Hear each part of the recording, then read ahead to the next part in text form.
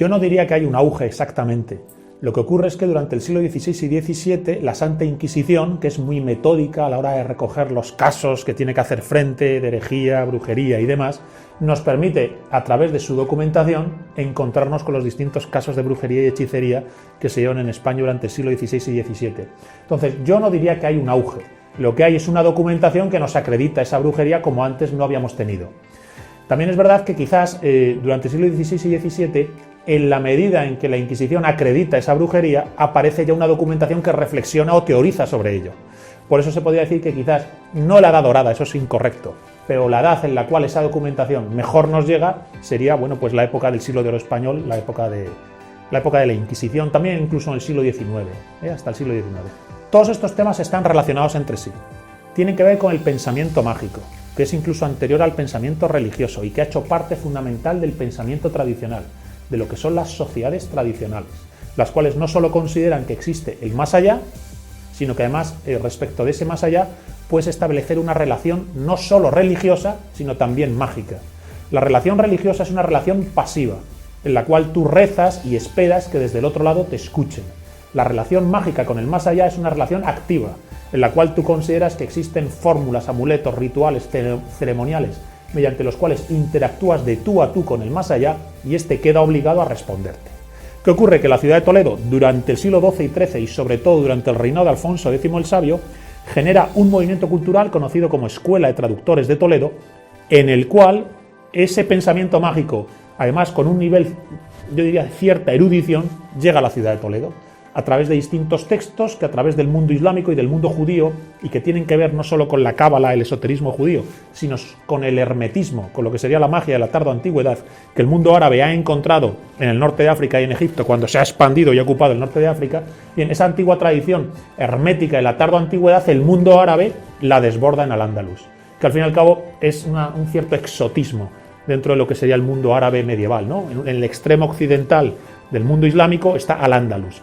Al-Ándalus, hasta la invasión almorávide almohade, es ciertamente exótico, es un poco alternativo, diríamos entre comillas, dentro de lo que sería el mundo árabe, y entonces es en la escuela de traductores que esos textos heterodoxos que habían llegado hasta el Andaluz se traducen al castellano y al latín.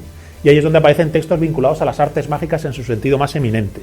El vínculo de la ciudad de Toledo desde el punto de vista histórico con el esoterismo, las ciencias ocultas y la tradición sapiencial, lo correcto aquí sería quizás decir la tradición sapiencial, el intento de Alfonso X el Sabio de traducir estos textos, tiene más que ver con la idea de una tradición primordial o tradición sapiencial que con un mero morbo ocultista. Bien, pues ese sería el origen histórico de la tradición esotérica y mágica toledana, y es por eso que la ciudad de Toledo es fundamental para entender la historia del esoterismo en Europa, por la Escuela de Traductores de Toledo y por el medievo toledano. Yo diría que no hay ninguna constancia empírica. Creo que no hay ninguna constancia empírica. De hecho, lo que se hace por parte de los inquisidores en el siglo XVI y XVII es una lectura literal, positivista, de aquello que las propias brujas cuentan que puede estar ocurriendo en sus ritos. Además, muchas veces estas mujeres lo cuentan movidas por el miedo y ellas mismas condicionadas por la imagen que respecto de las brujas se está proyectando sobre ellas. En este sentido, para mí, las cualidades preternaturales que pudieran poseer estas mujeres no están empíricamente constatadas en ningún caso. Sin embargo, esa no es la cuestión. Aquí lo importante es que hay una corriente de pensamiento mágico muy antiguo que a lo largo y ancho de Europa se va manifestando en distintos momentos con mayor o menor eminencia o importancia, y la brujería del siglo XVI, XVII y hasta el siglo XIX quizás es el último eco de los antiguos ciclos de pensamiento mágico que tuvimos en época pagana e incluso quizás durante el medievo. En este sentido, lo importante no es tanto el, entre comillas, milagro brujeril, que a mí me es bastante secundario, como el hecho antropológico de una tradición esotérica, mágica, en Europa, que yo creo que ya languidece a partir del 16, 17, 18 y hasta el 19.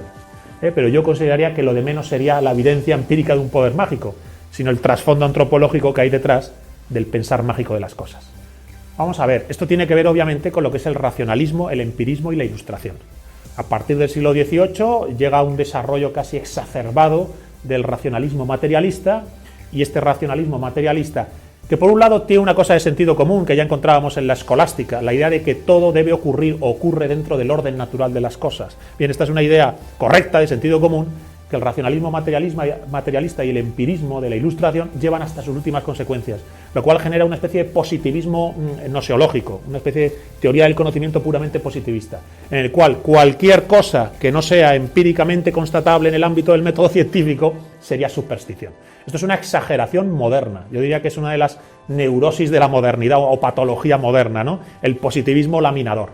Pero si habría que señalar el origen de la negación de la brujería o del pensamiento mágico, sí que yo creo que lo correcto sería mencionar la Ilustración y el racionalismo y empirismo del siglo XVIII. Ahora, durante el romanticismo sabemos que eso emerge, pero emerge ya en forma casi de folclore y de fantasía y de literatura, en Drácula, por ejemplo, ¿verdad? La literatura romántica. Y luego ya durante el siglo XX vuelve a emerger en forma de ocultismo, de lo que es el morbo de las ciencias ocultas, que es otro rasgo propio de la modernidad. Entonces ya ese ocultismo moderno tiene un elemento, yo diría, hasta nihilista, entre nihilista y decadente. Creo que la única manera de recuperar estas cuestiones y acercarse a ellas en buena lid es desde la tradición sapiencial, desde el tradicionalismo esotérico o perennialismo, la tradición integral. Desde la idea de una tradición sapiencial originaria es cuando puedes poner el foco en estas cuestiones y sacar las perlas de sabiduría y virtud que el pensamiento mágico ha atesorado durante siglos y que quizás en los tiempos que corran no está de más recuperar y poner en valor.